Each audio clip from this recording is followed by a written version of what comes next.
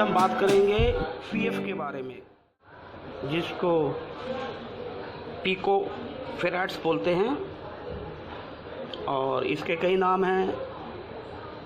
Mica capacitor, ceramic capacitor, disc capacitor, multilayer capacitor, NPO, X1 Y1 safety capacitor, मिट्टी वाले capacitor आजकल बोला जाता है इसको आम भाषा में।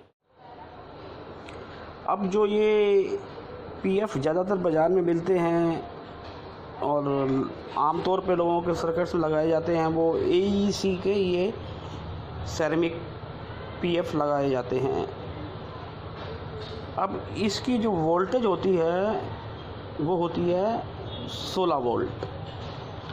अब इसमें बहुत मुश्किल आती है। अब कई लोग तो ये मल्टी लेयर लगाना चालू कर दिया है। अब इसमें और इसमें प्राइस में कोई बहुत बड़ा अंतर नहीं रह गया है आज के टाइम में। अब ये है 50 वोल्ट के मल्टी लेयर कैपेसिटर। आज के टाइम में अगर हम 104 पीएफ की बात करें, 0.1 की बात करें, तो वो 20-22 पैसे का आता है, और ये मल्टी लेयर 25 से 30 पैसे के बीच में वेरी करता है। ठीक है, 35 पैसे तक जाता है, 40 पैसे तक जाता है। वो डॉलर की कैलकुलेशन के हिसाब से रेट बढ़ता घटता रहता है। पर प्रॉब्लम क्या आती है, जब हमारे यहाँ सर्किट में जब कोई पीएफ उड़ जाता है, अब उसकी लेबर कॉस्ट बहुत ज़्यादा पड़ती है। मेरा तो सजेशन यही है, या तो आप ये मल्टी लेयर लगा लो। अब मल्टी लेयर भी इसमें ज़्यादा वैल्यू अवेलेबल नहीं रहती है हर समय, और अवेलेबल भी है तो उसकी प्राइस बहुत ज़्यादा रहती हैं। अब ये फिलिप्स का में आती हैं, जिसे आप BC कहते हैं। BC में 4-5 वैल्यू आती हैं, पर उसके भी रेट बहुत ज़्यादा रहते हैं। एक ऑप्शन हमारे पास रहता है दिस वन, ये वाले। इसको आजकल हम बोलते हैं लड़ी वाले कैपेसिटर। लड़ी वाले कैपेसिटर मतलब ये भी डिस्क कैपेसिटर हैं, मल्टी लेयर हैं, और इसकी खासियत ये है, ये जो लड़ी वाले कैपेसिटर हैं, अब ये भी 50 वोल्ट होते हैं। इसलिए ये मल्टी लेयर नहीं है, ठीक है, ना ये सिंगल लेयर है, ना ये मल्टी लेयर है। ये भी सेरेमिक कैपेसिटर है, और ये पहले बहुत चलते थे, आज के टाइम में नहीं चलते हैं इतने, पर अवेलेबल है मार्केट में। आप ढूंढोगे आपको मिल जाएंगे।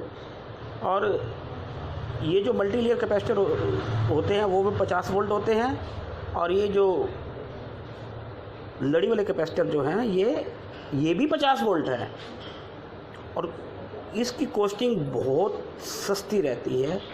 लगभग सेरेमिक पीएफ के आसपास रहती है, सिर्फ थोड़ा सा फ़र्क होता है, ज़्यादा फ़र्क नहीं होता है। 25 पैसे 30 पैसे में आराम से आपको अवेलेबल मिल जाएंगे। तो बजाय एक नॉर्मल पीएफ लगाने के आप इस पीएफ को लगा सकते हैं। तो इसमें क्या होगा कि आपके यहाँ मुश्किल कम होगी और सर्किट में कोई प्रॉब्लम नहीं आएगी, क्योंकि ये 50 वोल्ट होते हैं और वो 16 वोल्ट होते हैं। और आजकल एक और है, ये जैसे ये 102 1 kV है, ये डिस्क कैपेसिटर हैं। इस डिस्क कैपेसिटर की खासियत ये है कि ये 1 kV है। 1 kV का मतलब ये हो गया करीब करीब 275 वोल्ट AC।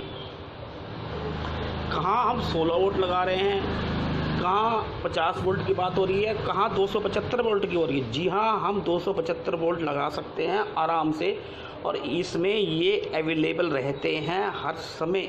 इसमें सब वैल्यू अवेलेबल रहती है। 30, 40, 50, 60 पैसे में आपको ये मिल जाएंगे 1 kV। आप इसको इसके बदले रिप्लेस कर सकते हैं आराम से। और जैसे ये पीएफ हैं, अगर इसके ऊपर एक छोटी सी बिंदी लगी होती तो इट्स कॉल्ड एनपीओ। एनपीओ का मतलब ये हो गया कि उसकी वो टॉलरेंस के हिसाब से उसको अलग से निकाल दिया जाता है, उसकी जो यूजेस हैं वो बेहतर हो जाते हैं। तो अगर आपको किसी पीएफ के ऊपर हल्की सी बिंदी लगी हो तो उसको एनपीओ कहते हैं, और उसको आप पहले यूज़ करें बनिस्बत किसी आम सेरेमिक पीएफ के।